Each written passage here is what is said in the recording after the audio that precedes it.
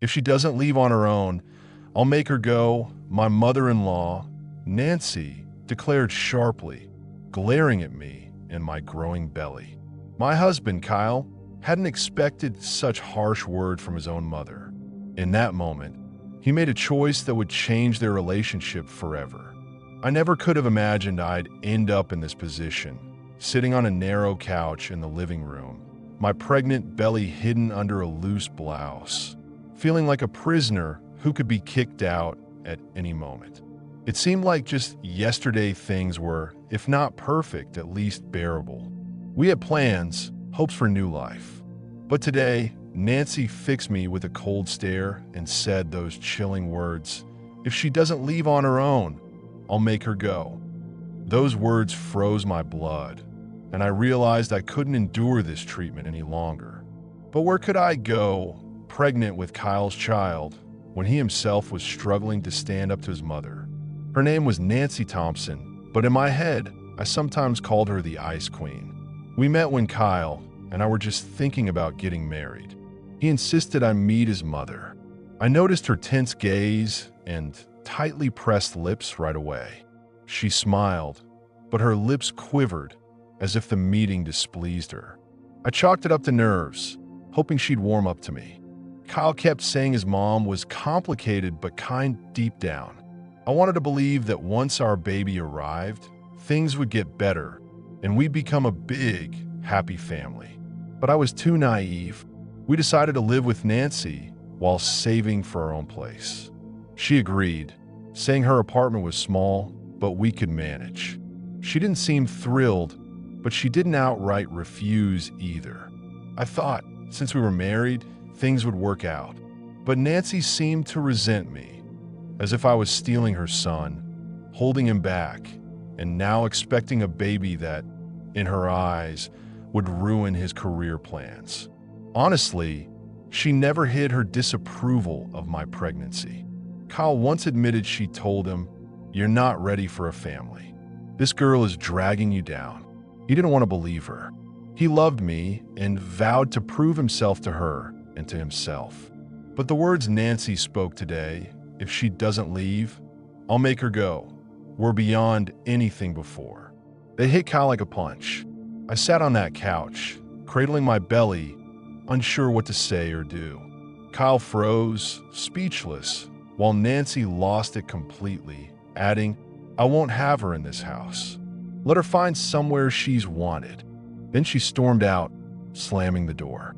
In the silence that followed, I felt more humiliated than ever.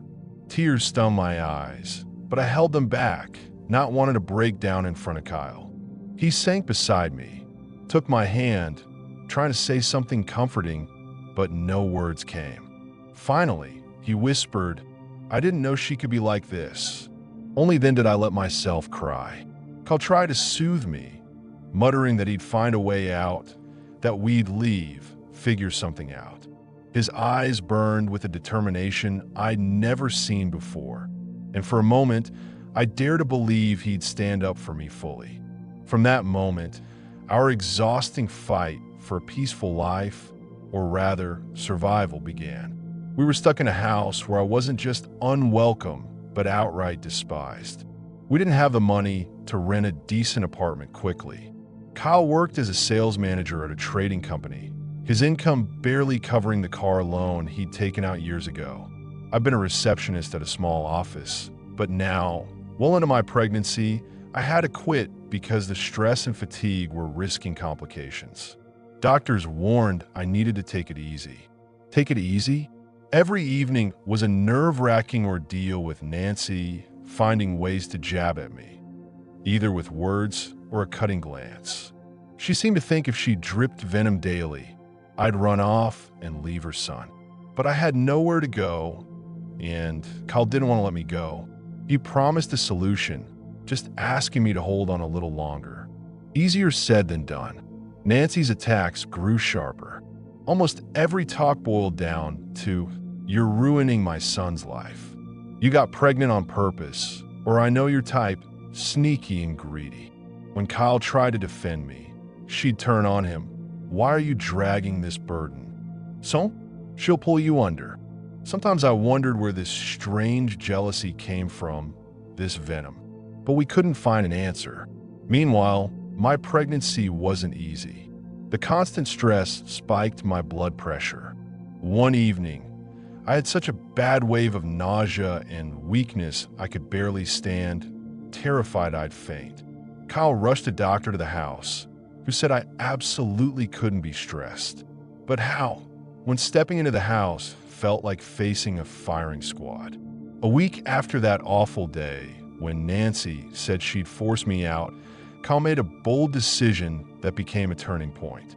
He confronted his mother in the hallway, saying, "If you think you can hurt my wife and our unborn child, I'll take her and leave, even if we have to scrape by in a dump."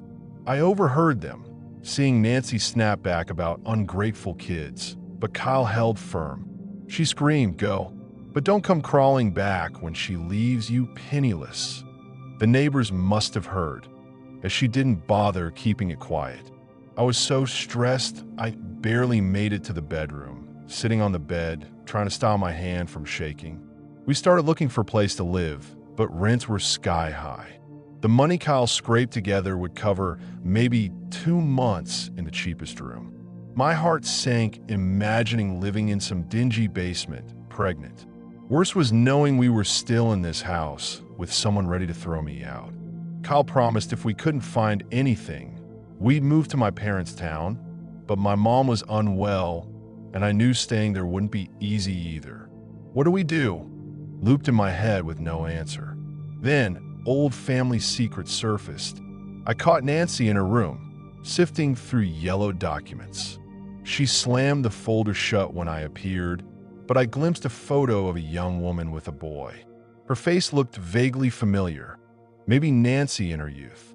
I didn't ask, but I sensed those papers tied to a past she hid. Days later, Kyle revealed his father had abandoned Nancy when she was pregnant with him, leaving her broke and alone, only to return later demanding she sell their property for his cut. Nancy spent her life hating women's tricks because, in her mind, a mistress had stolen her husband, leaving her in ruin. Now, she didn't want history repeating with her son. Maybe this old wound made her see every woman near Kyle as a potential threat, ready to scam and ditch him. I tried to empathize, but it hardly excused her behavior. She kept insisting I'd gotten pregnant to trap Kyle, refusing to believe we married for love. Her trauma ran too deep. Soon, a chance to escape appeared. Kyle found an ad for a cheap room on the city's edge. The conditions were basic, but the rent was doable. We were thrilled, thinking anything was better than living with Nancy's constant hostility. But when Kyle called, the landlord said the room was already taken. It felt like fate was against us. I cried all evening, and Nancy, seeing my state, passed by with a quiet smirk. I wanted to scream, lash out, but I knew it was pointless.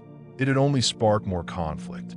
Kyle clutched his head, feeling guilty for failing to protect his wife. We barely slept, wondering where to turn. The next morning, Kyle said, "I'll sell the car and pay off that darn loan. With what's left, we can rent a place for a few months. We'll figure it out." It wasn't easy for him. Anger at his mother and our situation burned inside, but he was determined. When Nancy heard he planned to sell the car, she exploded. "Are you out of your mind?" she yelled in the hallway as he pulled the car papers from the closet. "You slaved for years for that car, and now you're giving it to some stranger for her?" She didn't finish, just spat in disgust. Kyle paled. "She's my wife, Mom, and you've got no right to talk about her like that." His voice shook, but it carried a firmness I hadn't heard before. I felt both scared and hopeful. He wasn't afraid to stand up to her anymore. Nancy didn't let up. "Don't you dare leave this house until you come to your senses. You're throwing your life away." Kyle ignored her, slamming the door behind him. We hoped to find a buyer for the car within days. He listed it online and found people who called first. But then disaster struck. The buyers were scammers.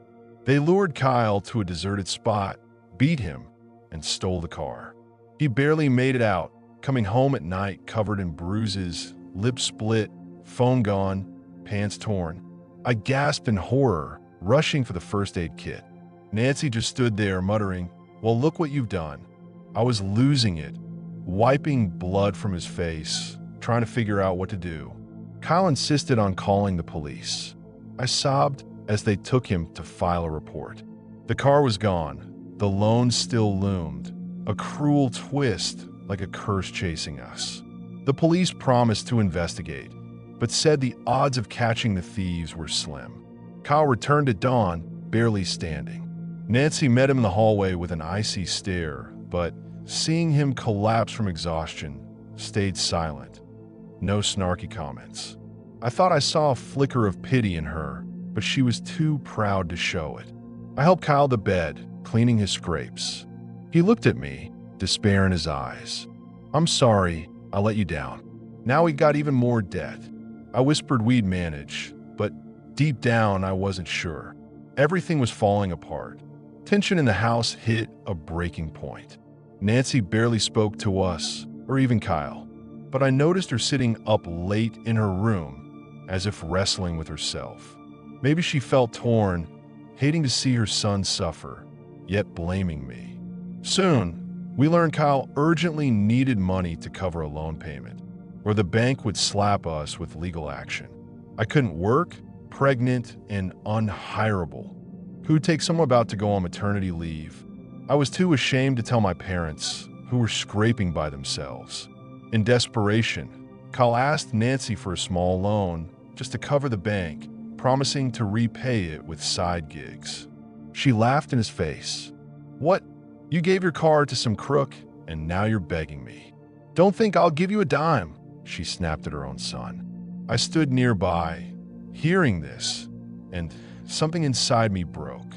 Was her grudge more important than her child's well-being?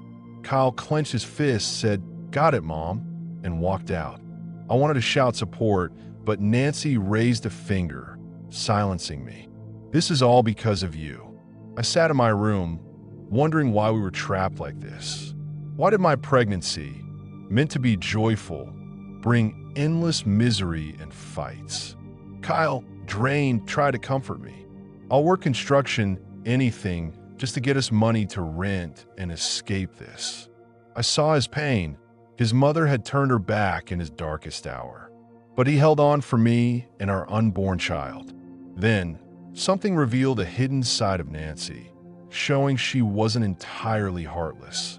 One day, she collapsed, clutching her chest near the kitchen. I panicked, seeing her in such pain, and called an ambulance. Kyle was at work, so I couldn't leave her alone to die. The paramedics arrived, saying she had serious blood pressure issues and a heart attack. They rushed her to the hospital, and I went along, despite my fear and resentment, holding her bag and papers while Kyle wasn't there yet. In the ER, as she lay on a stretcher with an oxygen mask, Nancy opened her eyes briefly and whispered, "You could have left me here. Why'd you stay?" I didn't know what to say, just shrugged. "You're Kyle's mom and our baby's grandma. How could I abandon you?" Her lips twitched, and she murmured, "Foolish girl." But there was no venom, almost a hint of regret. Then they wheeled her away. That day, I realized that despite my anger, I didn't wish her dead. I imagined Kyle's grief if she passed, and my heart ached for her, though just yesterday, I'd wished she'd vanish. Nancy spent a week in the hospital. When Kyle and I visited, she didn't play the doting mom, but didn't lash out either. More subdued, like someone tired of her own rage. Once, when I was alone with her, she asked, "Do you really love him?" I nodded. "Yes, I do. We want to raise our child together with love." She gave a wry smile. Love. I believed in it once, but life showed me otherwise. Barely audible, she added, "God forbid you repeat my fate," then turned to the window, ending the talk. Her voice carried pain, and she no longer seemed like the all-powerful Ice Queen, just a lonely woman scarred by her past. When she was discharged, she returned home and acted calmer. The brush with death seemed to tame her temper. She stopped yelling, though she still gave me sidelong glances. Sometimes she'd nod when I offered to heat soup or fetch a blanket. I knew she still harbored suspicions and didn't love me, but the open hostility was gone. Kyle sighed with relief, saying, "Maybe things will get better." I tried to hope, but I felt it was too soon to relax. New conflicts could flare any moment. My pregnancy entered its final stage. My belly was huge, walking was tough, and doctors warned I might need bed rest if preterm labor threatened. I hoped to make it to term, but the stress, money woes, and tension at home took their toll. One evening, Kyle announced trouble at work. His department was being restructured, and some might be laid off. That would have been our ruin, as he was our only breadwinner. I saw Nancy purse her lips, as if ready to say, "I told you so," but she stayed quiet, maybe realizing it wasn't the time to gloat. Kyle frantically looked for side gigs, taking any job to keep income flowing. I saw his face, haggard from sleeplessness. He came home angry and exhausted, and our apartment, Nancy's apartment, became a stage for petty clashes. A faucet broke, and Nancy blamed me. "You don't close it right." Something burned on the stove, and she snapped. "Trying to burn my house down?" I try not to react, but inside I was boiling. Kyle stepped in, defending me, which turned her wrath on him. But he didn't back down, saying, "Enough, I won't let you talk to her like that." Maybe this constant struggle made him stronger, more confident. The moment came when I knew I was about to give birth. Contractions started while Kyle was at work. In a near panic, I turned to Nancy, saying we needed an ambulance. She grimaced at my belly, but called, explaining the situation to the dispatcher. She refused to come to the hospital, citing weakness from her own health scare, and I wasn't sure I wanted her there anyway. I had enough to worry about. The ambulance took me alone, and I texted Kyle from the ER. He rushed in, breathless and pale. Thankfully, the doctors let him stay. The birth was tough, stress and nerves drained me, but I finally heard my daughter's cry, the happiest sound of my life. Kyle stood, gripping my hand, tears in his eyes, as if he'd been through labor himself. When it was over, I lay exhausted but content. "We have a daughter," Kyle whispered, and I could hardly believe we'd reached this joy. For a moment, I forgot all our troubles, warmth blooming in my chest. Life went on. We spent a few days in the hospital, then Kyle brought me home. My hand shook as I carried our baby girl in her blanket, nervous about Nancy's reaction. To my surprise, she greeted us calmly, looked at the baby, and asked softly, "A girl, huh?" Kyle said, "Yes, Mom, you've got a granddaughter." I braced for a snide remark, but she just shook her head, saying, "So, she's here," as if she hadn't believed it would happen. The first days home were both hell and heaven. Sleepless nights, the baby's cries, my post-labor pain. Yet holding that tiny creature, feeling her breath, was pure bliss. Kyle tried to help, though he was drained from work, side gigs, and no sleep.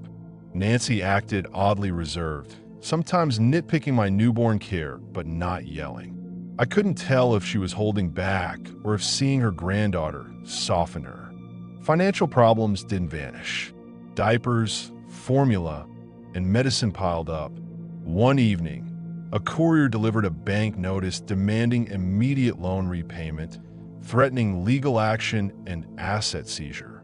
Kyle called friends for a loan, but no one could risk such sums. I sat on the couch, holding our crying daughter, my vision blurring from exhaustion and despair. "We need to leave," I said, but Kyle just sighed. "Where?" "We're stuck." Then, unexpectedly, Nancy stepped in, not with jabs, but an offer. "If you want, I can call some old contacts. They sometimes lend money." I looked at her, stunned. She seemed reluctant, but willing. Kyle perked up, and we agreed to at least talk to these people. But when we met them, it was clear they were loan sharks. offering money at crushing rates. Kyle refused after a few minutes. "Sorry, this won't work. We don't want that mess." We left quickly. Nancy blamed us, saying we didn't know what we wanted and that she was trying to help. I stayed quiet, scared of sparking a fight, but inside, I hated this cycle. Her help always led to deeper trouble. Time passed, our daughter grew, and we learned to care for her.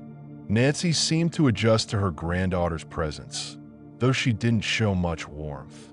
Sometimes I caught her watching the baby coo in her crib, and for a moment, I thought she felt the family bond. Then her cold gaze would return, and she'd shut down. One day, a heavy topic came up: inheritance. Kyle learned his father, who'd abandoned them, had died, leaving an apartment.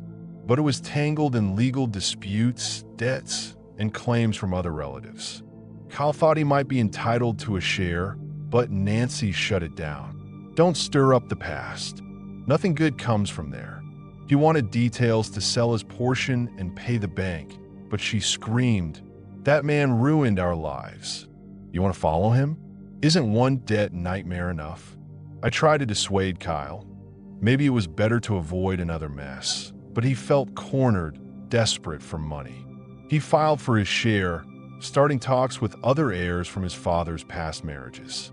It was a messy web of stepmothers, half-siblings, and cousins.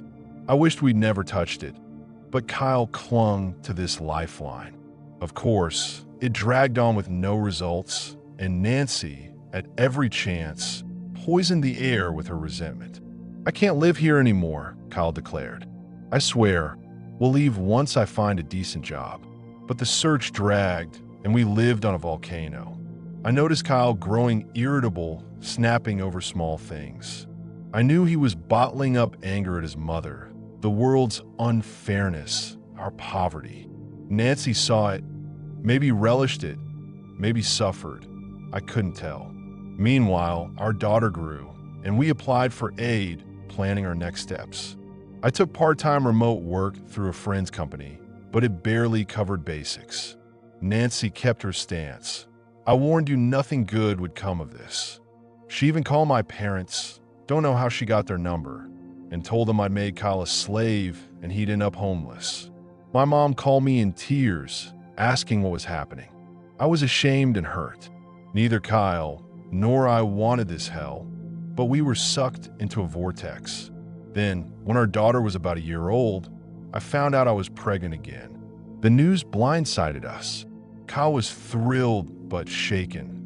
We were barely scraping by. And now another baby? We debated, but decided to keep it. We couldn't abandon our child. Nancy, hearing this, flew into a rage. "Have you lost your minds? You can't support one kid and now a second? Who are you mooching off this time?" I stayed silent, though I was seething. Kyle snapped at her, yelling she had no right to meddle. For the first time, I saw him so fierce it scared me. It got so bad Nancy stormed off to a distant friend's for days, leaving us in quiet. We thought she might not return, which partly relieved us. But she came back a week later, grimmer, telling Kyle she wouldn't let her home be a free hostel. Yet she didn't kick us out, maybe realizing I was pregnant again, maybe a shred of conscience, or maybe fearing neighbor gossip. The threat hung in the air. My second pregnancy was harder than the first. Nausea and dizziness plagued me. I feared for my unborn baby. Kyle felt trapped. Debts piled up, the inheritance fight stalled with too many claimants, and the legal mess stretched on. He suggested selling Nancy's cabin, but she refused. "No, that's my father's memory. I won't." We couldn't push. Our only option was another loan on better terms to cover old debts and rent a place. We weren't sure the bank would approve, but we applied. Kyle paced all evening, anxious. I watched, thinking, "God, when will this end?" Nancy observed with a smirk, likely thinking we were digging a deeper hole. A miracle happened. The bank approved the loan, maybe because Kyle had steady work history and we'd somehow kept up with old payments. Suddenly, We had funds for a fresh start. Kyle rushed to find an apartment, wanting a 2-bedroom with a nursery, taking minimal furniture. I was scared. Could we handle this debt? But he insisted, the main thing is escaping this hell. I won't let her humiliate you and our kids again. We found a decent place in a nearby neighborhood, not new but cozy, and signed the lease. Kyle told Nancy we'd leave in a week, saying she could stay alone with her bitter past. She listened, stone-faced, saying nothing to me or Kyle. Moving day came. Kyle, our daughter, and I packed into a friend's rented car.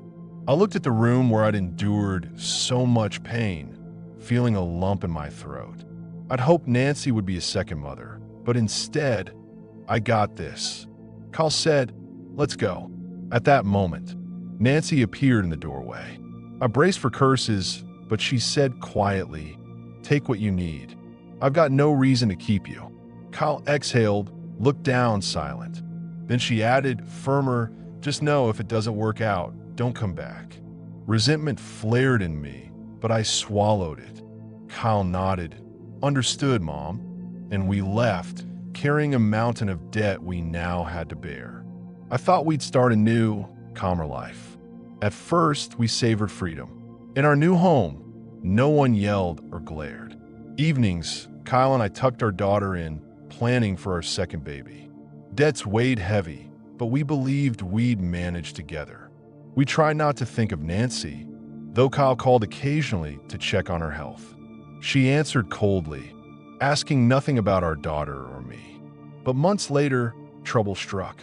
Kyle was laid off in a company restructure, with no severance since the firm was broke. Our hopes crumbled. We couldn't cover rent or loan payments. I sat, holding our daughter, feeling my second pregnancy's weight, panicking about ending up on the street with 2 kids. Kyle scrambled for interviews, but in a recession, no one was hiring. In a last-ditch move, he decided to ask Nancy to sell her cabin, rumored to be valuable. The money could clear part of the loan and cover rent until he found work. I knew she'd likely refuse. She was attached to that place, but we had no other hope.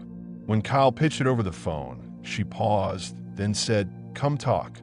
I hesitated to go, but he insisted she see he wasn't alone, that he had a family, a child, and another on the way. Maybe it'd sway her. We arrived at her apartment, unchanged since we left. Nancy greeted us without a smile, sat us at the table. I nervously avoided her gaze as our daughter clung to me. Kyle pleaded, explaining our struggles. Nancy stayed silent, then said, "If I do this, it's for you, son, not her." I bit my lip, saying nothing. Kyle tried to clarify it was for our family, but she cut him off. "I'll sell, but on my terms, and you'll owe me until you repay every cent." He agreed, desperate to survive. We went home, my heart heavy. If Nancy sold the cabin, she'd hold it over us, and her help could breed new grudges. But Kyle hoped settling the debt might make her stop seeing me as the enemy. A month later, the sale closed, a buyer came quickly. Nancy gave Kyle part of the money. We paid off the biggest loan, lowered monthly payments, and covered rent for months. It was a breather. 2 weeks later, Nancy showed up at our place unannounced. I opened the door, seeing her look tired. She asked to come in, scanned our home like she was inspecting it, and sat in the kitchen. I offered tea. She nodded silently. "So how's it here? Regret leaving?" she asked. I replied calmly, "It's tough, but at least it's peaceful." She winced, maybe stung by peaceful. Then, out of nowhere, she asked, "When are you due?" I said about 3 months. She sighed, got it, then mumbled, "If you need anything," but quickly added, "Don't bankrupt us." Kyle returned with our daughter from a walk. Nancy nodded at her. The girl, shy but smiling, warmed the room. We sat quietly for 5 minutes before Nancy left, glancing at Kyle. "I sold the cabin for you, son. Don't make me regret it."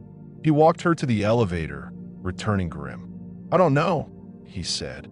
She doesn't want war, but she can't let go of the past that makes her hate every woman near me. I sighed. If she visits, I'm okay with it. Let her see we're not monsters. Kyle hugged me, whispering, "Thanks for putting up with this." My pregnancy neared its end. Kyle landed a decent job, and we slowly climbed out of poverty, balancing finances and planning for our baby. I prepared baby things, trying to stay optimistic despite fearing another plunge into chaos. But hope flickered.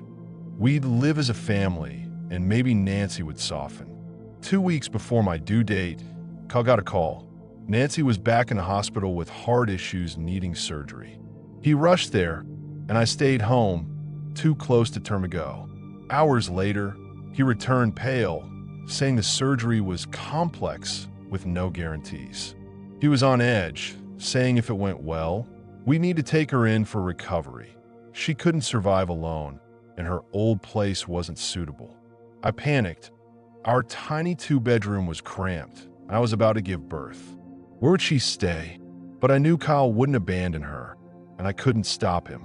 The surgery went through, and Nancy miraculously pulled through. I struggled to visit her, nearly due. She lay under in 4, pale and frail. Kyle updated her on our plans, saying we'd set up a couch in the living room for her recovery. I stood back, not wanting to intrude. Nancy turned to me weakly. "You're here too? Not scared I'll start bossing you around?" Her eyes held sarcasm, but also exhaustion. I said softly, "Doesn't matter now. Just get better. We'll figure it out." Her lips twitched, but she didn't reply.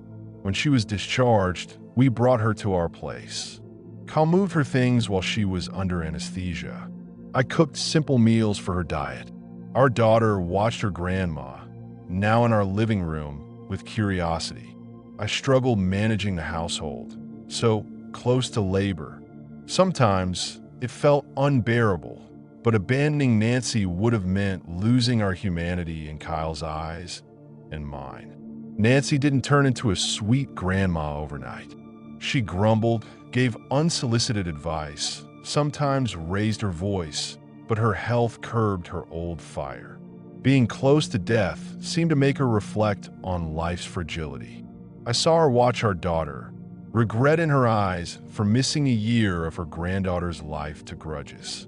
The girl would bring her toys or share cookies, and Nancy, though grumbling, accepted them. Then my time came.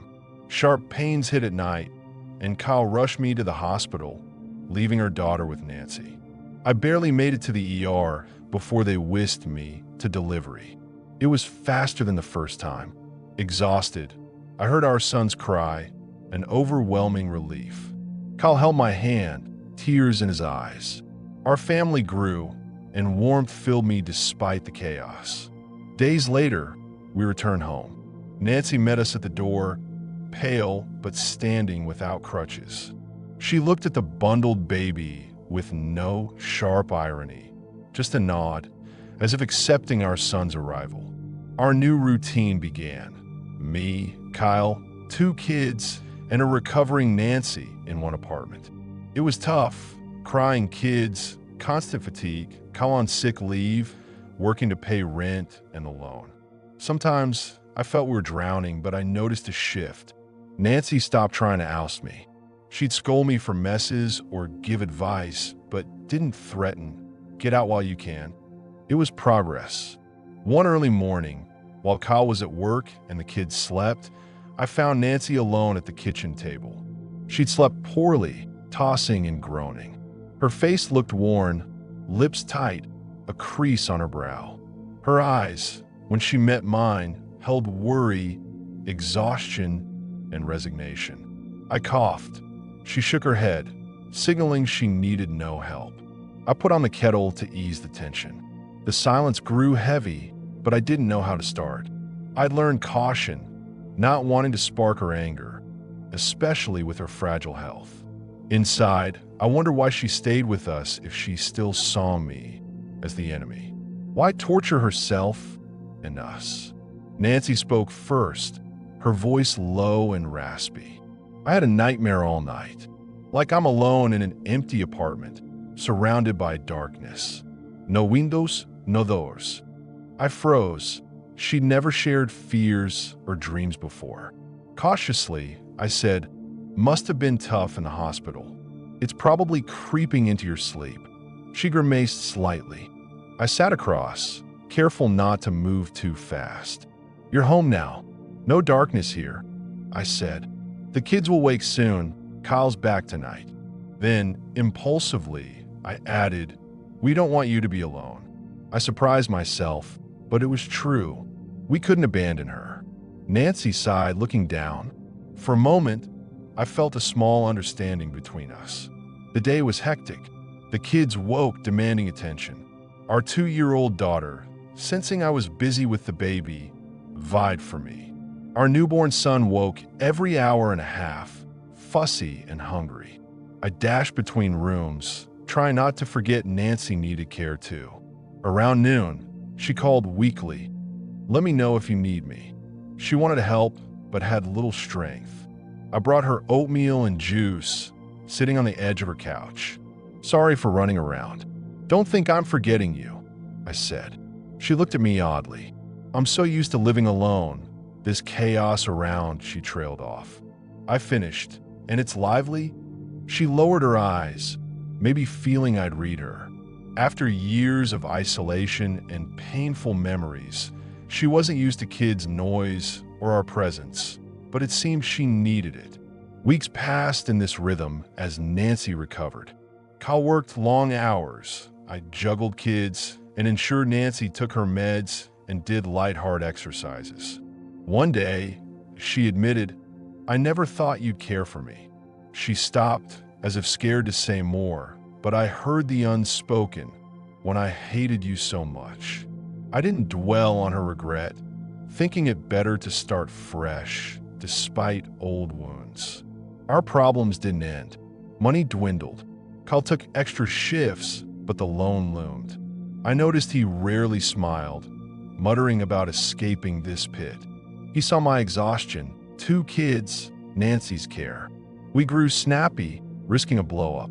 Then Nancy did the unexpected. One evening, as Kyle returned and I rocked our crying son, she asked us to sit. She looked resolute, despite her weakness. "I know you're drowning in debt," she said, "and Kyle and I haven't seen eye to eye. But I don't want my son torn between a sick mother and the family I admit exists." That word "admit" hit me. It almost meant accept. She paused, then said, "I've decided to sell the old apartment I got from some inheritance mess. It's been empty, costing me taxes and utilities. Let the money go to your new life. I'll move in with you for good, since that's how it is." I stared, shocked. She was ready to sell her property for us? Kyle gasped, "Mom, that's your place." She sighed, "What's a place when it's empty and I can barely stand? I need to think about tomorrow. I'm not strong anymore. Living alone." She trailed off, then gave a bitter smile. "I've been to death's door. Maybe it's time to rethink priorities." Kyle was stunned, and I just shrugged. Thanking her felt right, but I feared believing she'd follow through. Yet she acted fast, calling a realtor friend to prep the sale. Her energy surged, like someone with no choice but to change. She didn't dictate how we'd use the money, only that Kyle escaped debt and the kids have a home. I saw it as a step toward us, though I knew living together in our cramped place wouldn't get easier. But if we cleared most of the loan, maybe we could move somewhere bigger, taking her along so she wouldn't run alone. The apartment sold in 3 months at a decent price, a huge boost for our future. Kyle exhaled, tears in his eyes, as he signed loan payment papers. Nancy kept some money for her medical needs, saying, "Can't rely on you entirely." We didn't argue. It was fair. A new chapter began. We moved to a spacious 3-bedroom rental in a better area. It wasn't ours, but felt like a step toward a goal. I focused on the kids, creating comfort. Kyle pushed his career. Nancy claimed the smallest room, turning it into a quiet nook with a chair, a coffee table, and evenings spent reading old magazines or studying photos. Our conflicts nearly vanished. With more space, Nancy didn't feel I was pushing her out. I'd check on her, asking if she needed anything. She'd reply curtly at first, but slowly softened, saying, "Bring it if it's no trouble," with a hint of warmth. She played with our daughter, who'd share toys. I'd linger in the doorway, amazed, as Nancy told her gentle stories from the past. Maybe the kids were healing her old grudges. She stayed cool with me, but I caught her watching how I cared for the kids, managed the house, not the schemer she once thought. She never said it, but I felt she half accepted me. A big win. But life throws curveballs. Kyle's job got hectic with near constant work. I juggled kids, chores, and Nancy's doctor visits. Money issues crept back, rent, meds, upkeep added up. One day I snapped. Exhaustion piled up, the kids were fussy, and Nancy needed a clinic visit, clashing with our daughter's dentist appointment. Nothing aligned. In the hallway, rushing between a stroller and grocery bags, Nancy insisted we go. She had an appointment, and missing it meant no rescheduling. I exploded. "Why can't you schedule so I can plan my day? Call Kyle, let him take time off.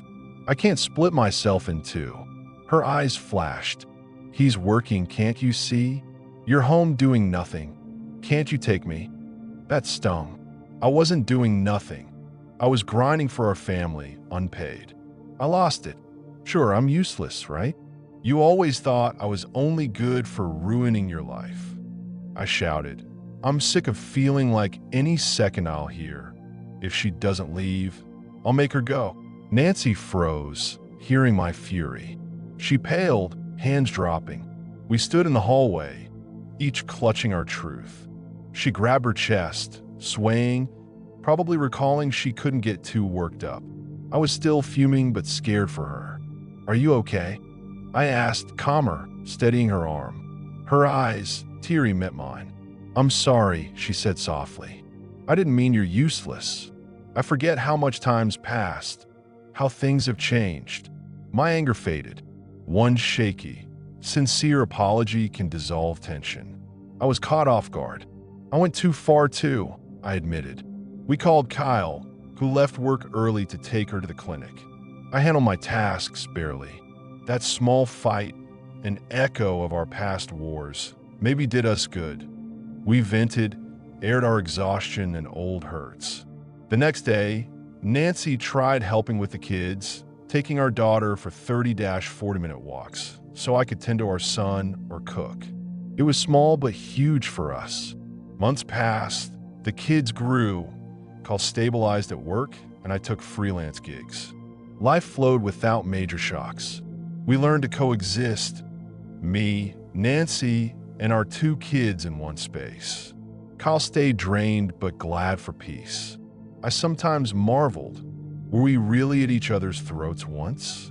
Even minor spats felt just that. Spats, not the bitter battles of before, but a serious challenge loomed. One evening, Kyle came home pale. His office found a big financial shortfall with forged documents, and some blame fell on him as department lead. He swore he was innocent, but the bosses demanded he cover part of the loss or face firing. I listened, horrified, on the kitchen. We had 1 loan, 2 kids, an aging Nancy. I couldn't handle more debt. Kyle groaned.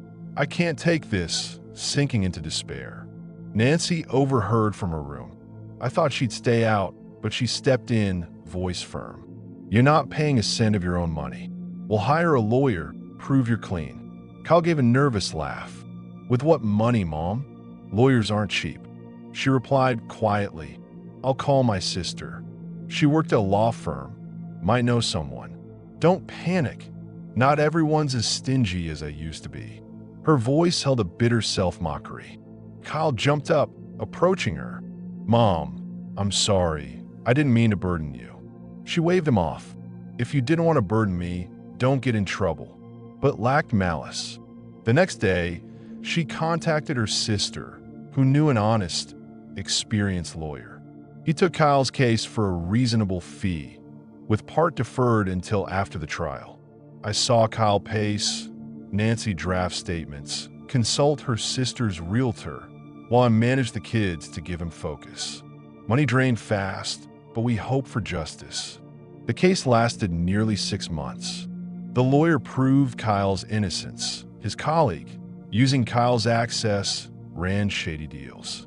Kyle was cleared, reinstated, and got a small compensation. It was a major win. Financially, we were still tight, but we kept our income source, thanks to Nancy's help. That day, as the court ruled, Kyle hugged her. I overheard him whisper, "Thanks, Mom. I wouldn't have known what to do without you." Nancy, I think, teared up, saying, "You're my son. What else could I do?" After, our bond with her softened. I knew those old threats of forcing me out were gone.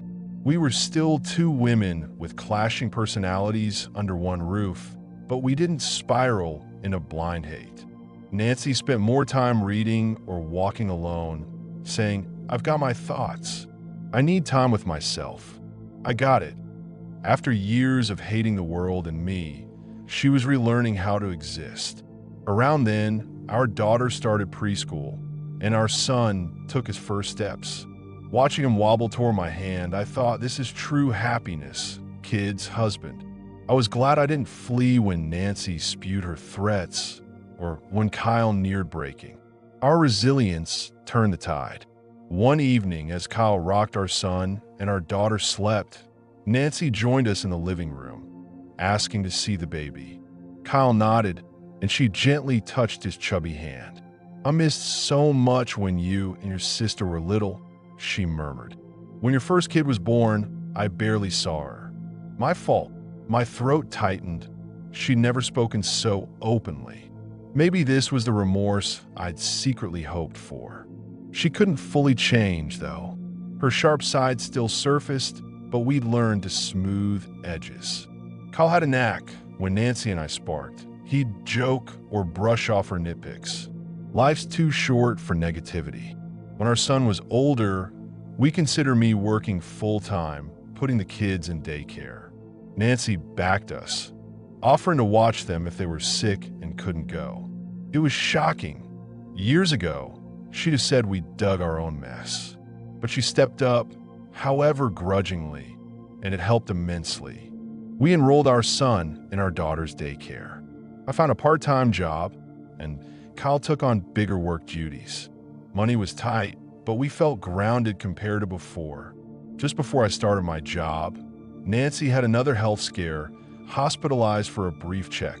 No surgery, thankfully. Kyle dropped everything to visit daily while I managed the kids. One evening, he came home upset, saying, "Mom asked you to visit. She wants to apologize." I was stunned. "Really?" He nodded. "She feels she might not get many chances." I went, leaving the kids with a friend. My heart raced as I neared her room. Nancy lay staring at the ceiling, pale but alert. "You came," she rasped, seeing me. I nodded, sitting quietly. She exhaled, gathering strength. "You can't imagine how much I've regretted yelling that I'd make you leave. I was pregnant with Kyle once, with no support, betrayed by everyone. It turned me into a monster. I am sorry." Iset, Fosen, Tius Whitting. "I thought you wanted to steal my son," she continued. "But you gave him a family, kids. It's not harm. It's good. Just forgive me." My emotions churned. Pity, relief, pain for past humiliations. Looking at her weary face, I knew we both needed to let go. "I understand," I said. "I was harsh too sometimes. Thank you for letting me stay when I was pregnant. We had nowhere else." She gave a wry smile. "As mad as I was, I couldn't kick you out with a baby in you." She recovered and returned to our rental. We lived on, me, Kyle, the kids, and Nancy, now a reluctant but wise grandma. I started part-time work and sometimes saw the kids chatting with her, looking at books. I was quietly glad they wouldn't face the hate I did. Life, making up for lost time, steadied. We began eyeing our big goal, buying a home. We hadn't cleared all loans, but paid some early thanks to Nancy's apartment sale. Kyle's salary grew, but home prices were steep. Owning a house felt distant, yet not impossible. Then life tested us again. My mom broke her leg, and my dad, ill himself, couldn't care for her. I had to go to their town to help. Kyle couldn't leave work, and I barely got 2 weeks off. The kids needed someone while I was gone. Nancy said, "I'll watch them. Write a clear schedule. What, when, and don't panic. I'll manage." I was floored. "You sure?" I asked. She waved me off. "I'm not 90. I can move, just slow. Kyle helped." I was nervous. She wasn't used to handling 2 kids alone, but my mom needed me. I went calling daily. Our daughter chirped about Nancy teaching her to draw. Our son babbled. Nancy reported dryly. "They're fed, sleeping." I heard faint pride in her voice. She'd stepped into family life, feeling needed. I realized I no longer felt fear or contempt for her, just cautious trust, no hostility. Returning home, I found a striking scene. Nancy cooking dinner, kids chattering, Kyle tying a rope to a table leg to keep our son from his tools. The air smelled of soup and buckwheat. I paused, realizing this was our life, real warm. I thought I wanted Nancy gone, but now she was part of this coziness. I nearly cried from the weight of it. Time flew. The kids grew. I settled into work. Nancy faced more hard issues, but bounced back. She admitted once, "I suffered," thinking any woman near my son was an enemy, that history would repeat like with his father. I thought she'd take my boy, leave him broken, but I nearly ruined his happiness myself. I listened, unsure what to say. We couldn't undo the past, but we'd saved our family. One evening, looking out the window, I recalled how it began. Her screams, threats, cruelty. I could have run, or Kyle could have buckled under pressure. But he stood up for his pregnant wife, changing everything. Looking back, I saw we'd grown through pain. Nancy, say what you will, saved Kyle from wrongful firing and helped financially. We faced brutal trials, yet found our small unit, each with a place. Our latest adventure was Kyle deciding to buy a small apartment via mortgage. Nancy approved, saying, "Good, stop wasting money on rent." But we needed guarantors and a deposit. She offered, "Put my name down. If needed, you've got my share." I hesitated. "We didn't want to drag you in." She brushed it off. "You dragged me into your life long ago. Let the bank see someone responsible backs you." Her strength, once destructive, now built. Getting the mortgage was tough, but Kyle provided all documents, and we got approved. Years of payments loomed, but it beat endless renting. We toured the small 2-bedroom in a new building. Walking through empty rooms with Kyle and the kids, I felt joyful anticipation, something ours. I noticed Nancy at the window, wiping her eyes. She turned, smiling faintly. I never thought I'd see the day we all step into the light. So many years of darkness, but we made it. Words can't capture what I felt, like a part of me, long tense and scared, finally relaxed. Nancy, in her way, acknowledged our family. No grand speech, but we all step into the light, said it all. I closed my eyes, thinking how far we'd come, through what pain. Kyle hugged me tighter. Our daughter tugged Nancy's hand. "Grandma, we'll have a dollhouse here." Nancy sniffled, nodding, "Sure, sweetie." We bought the apartment. The deal took time, and Nancy's health swung up and down. Doctors urged her to avoid stress, but she dove into moving, carrying boxes despite my protests. "Back off," she'd snap. "I know my limits." Maybe she was making up for years of distance, living in her cocoon of anger and distrust. Move-in day came. The apartment's repairs were half done, but we didn't wait. Let the kids get used to the walls. Nancy insisted on living with us, not staying alone, and we didn't object. Without her, it'd feel empty.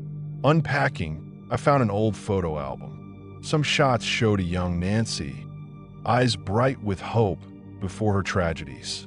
I flipped through, thinking, God, what strength she had, and how life changed her. We settled in, scattering belongings. Kyle and I were wiped. Kids ran down halls playing tag. Nancy mostly watched from the living room. Once, I passed by and saw her hands on her knees, lips trembling like she might cry. "You okay?" I asked. She shook her head sharply. "No, I just can't believe we're all here, and I'm not yelling or cursing you, and you're not scared of me." Her voice held self-irony. I smiled. "Time heals, Nancy." She didn't reply, but her look agreed. It seemed things were settling, but stress struck. Among old documents, loan papers, lawsuits, receipts, Kyle found something. "Look," he said, "remember when we tried renting that room on the edge of town and failed?" I nodded. Nancy had been against it, and we'd hoped for escape. "Here's a note," he continued, and letters Mom wrote to that realtor. They showed she'd sabotaged our rental, paying the landlord to refuse us. Why, if she hated us? Kyle crumpled them, ready to toss, but I stopped him. "Wait, we need to talk to her. She has to explain." We confronted Nancy. Kyle handed her the papers. "What's this?" She recognized her handwriting, paling. "Where'd you find these?" she whispered. Kyle pressed. "Why'd you do it?" "We wanted to rent, escape your threats, and you paid that guy to block us." Nancy sighed heavily, eyes down. "I was out of my mind. I hated you both, but was terrified. I didn't want you, Kyle, to leave me forever.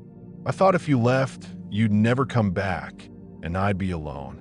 I was convinced your wife was ruining my life, but I was more scared of loneliness. So I did something awful. I didn't think those letters would surface." She covered her face, shoulders shaking, maybe realizing how low she'd sunk. Kyle was furious.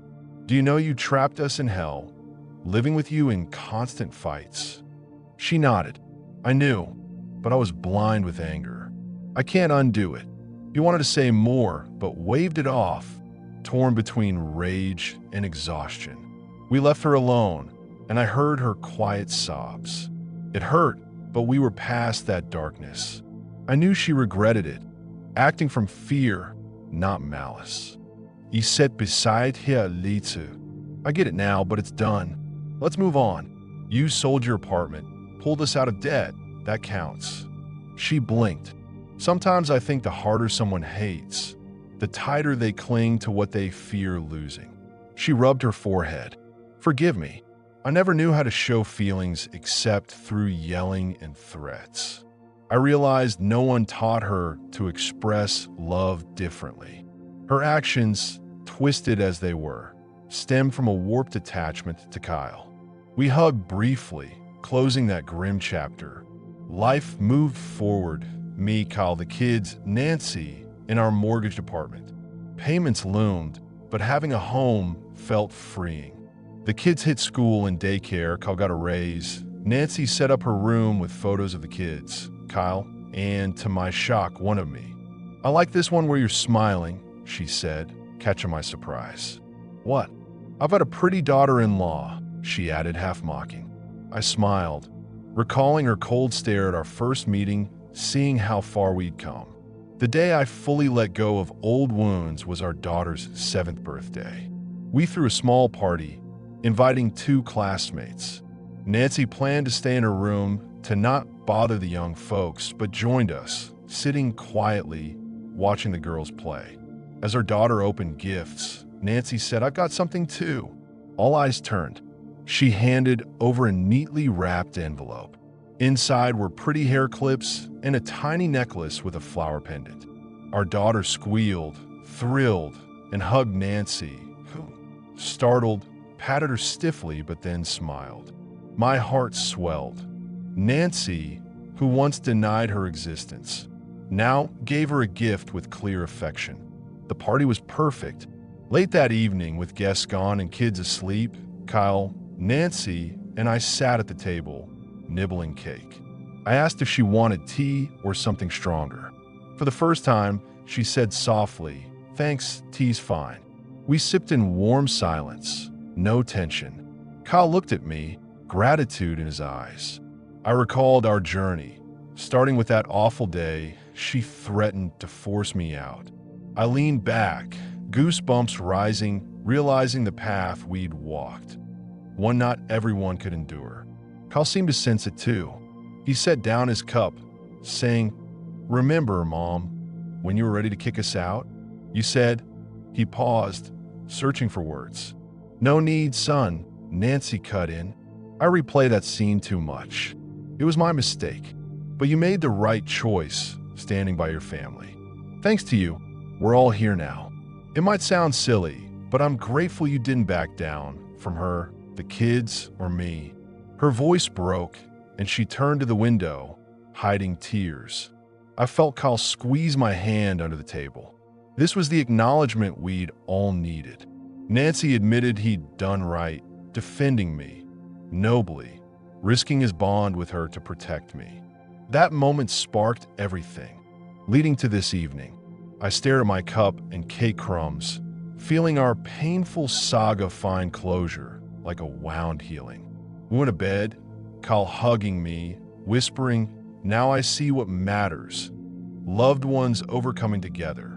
If I'd listened to Mom, if we'd split, I can't imagine how it'd be.